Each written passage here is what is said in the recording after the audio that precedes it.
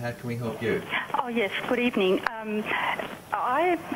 My husband passed away last year, and we actually have a superannuation self-managed fund of approximately 700,000. Yep.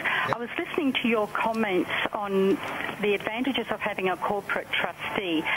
When my husband passed away, things had to move fairly quickly, and I appointed a family member whom I trust implicitly and have a good rapport with as the second trustee. Listening to your comments, I'm interested into, apart from the cost involved, how easy or how difficult would it be to change from this family member to a corporate trustee, and what would it involve?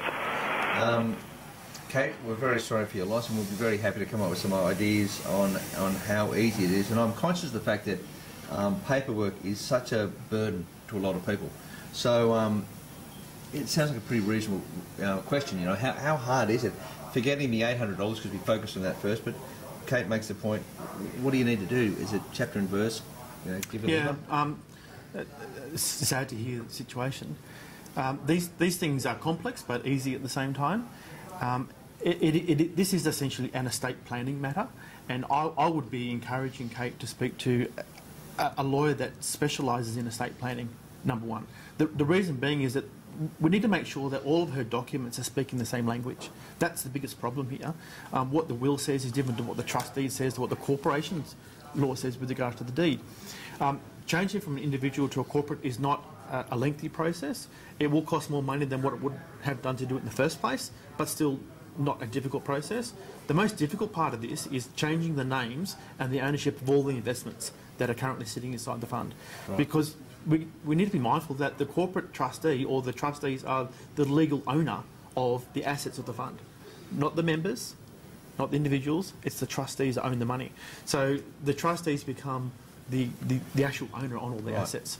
So the biggest problem with this is changing the names on bank accounts, the share portfolio, the benches, the bonds, the managed funds. That's the time-consuming part of the process. So is it, and Kate's obviously listening but is not on the telephone, would it be, does it make sense in these environments just to put everything into cash, sell everything and then restart? Is that something that makes some sense because it's easy to change in cash, or do you think it's worth the time to... You have to take each of these cases on face value and where you're at and where the portfolio is at and what the situation is. Again, I would just encourage Kate to go and speak to a lawyer who specialises in estate planning, and there are a few of them around that do this properly. In the Gold Coast, does that make... is it Gold Coast? Yeah, it's Gold Coast.